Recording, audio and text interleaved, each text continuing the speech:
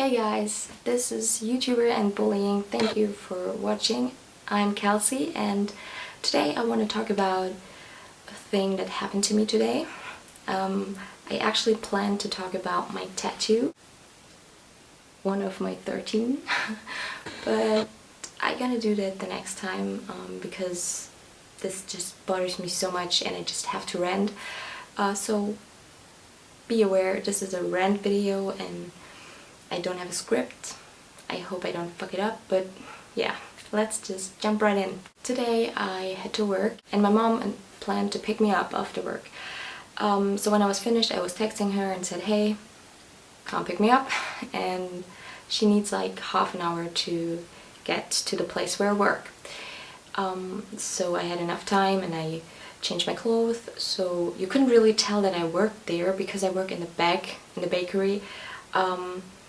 No one of the customers really know me. I got downstairs and stood behind the counter, and we have like an open counter and you even have to pass the counter to get to the restrooms. So yeah, I stood there and I could be another customer or whatever.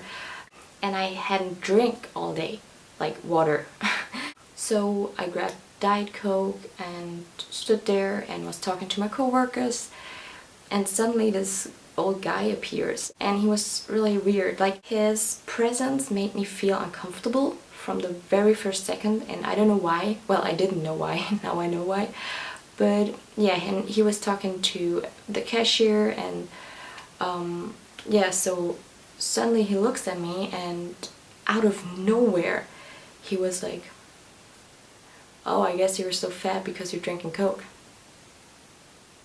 And I just stood there, stared at him, and the first appropriate thing that came to my mind, which I said to him, was, well, it's Diet Coke, so it doesn't have any calories, or like 1 calorie or whatever. And I wish I could tell him that because of morons like him, thousands or even millions of young girls or women start to develop an eating disorder.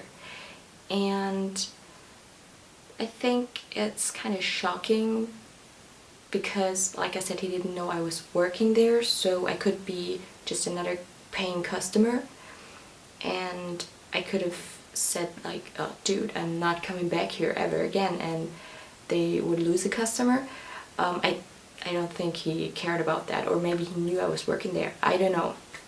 But on the other hand, that's shocking too, because he knows I'm preparing the cakes and everything he eats, so you know, I really take my job seriously, so I would never fuck up the cakes or something like that. But you know, but to me it's like I got an eating disorder. This guy doesn't know it because it's like an A-type eating disorder, which means I always explain it like I got the mind of an anorexic but the body of a normal person, so people can't really tell that I've got an eating disorder, but most bulimics, you can tell they have one. And I think they even got it worse than me, because this throwing up really can be an addiction. And you know, always when something like that happens to me, I try to say to myself like, oh, whatever, I don't care what this guy says. But in the end, I'm doing this video now, so of course it bothers me.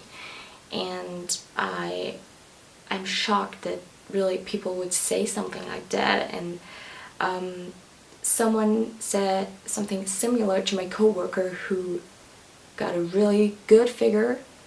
Like, she's not a stick, but she's not overweight. And so I think it's the same guy and he just likes to put down girls. I don't know. What I think is shocking too, that my coworkers, they know about my eating disorder, most of them, but yet no one said anything.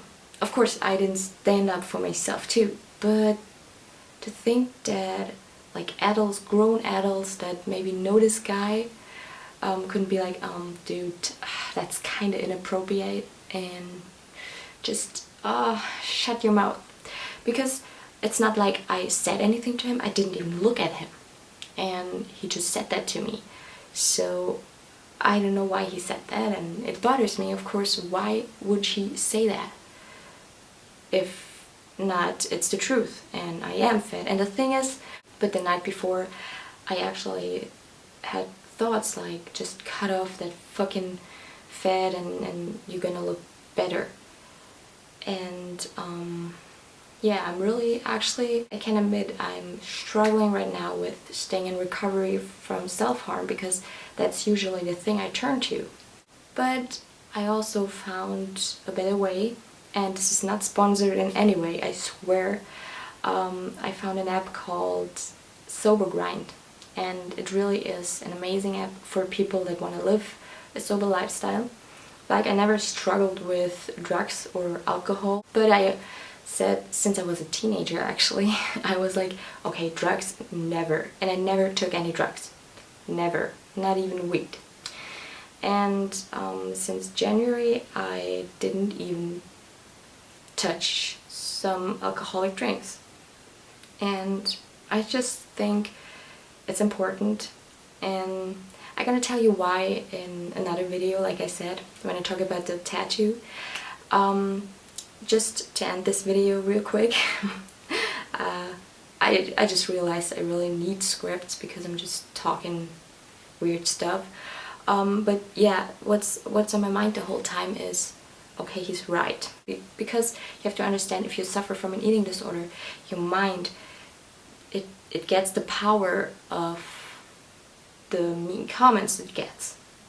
And when you're anorexic or bulimic, or whatever you are, sight hears, oh, you're fat. Of course it's gonna be like, see, I told you the whole time, and you still stuffed your face, and you didn't listen to me, and now you see people don't consider you thin or skinny, they consider you fat. And when I came home, the first thought was, okay, don't eat. You have to starve because you have to look skinny.